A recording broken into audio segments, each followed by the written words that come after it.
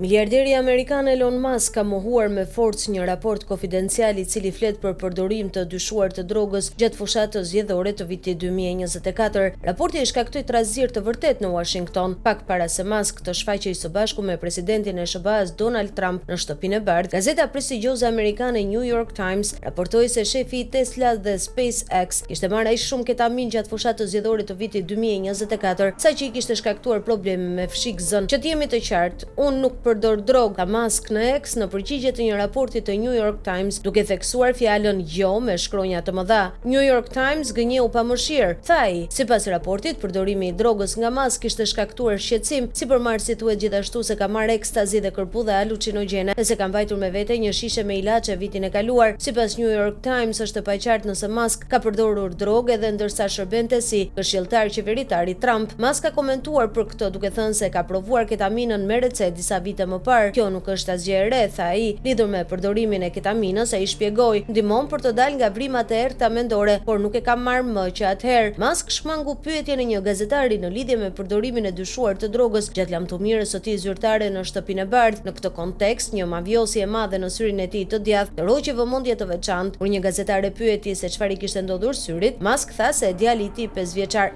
X ja kishte shkaktuar lëndimin.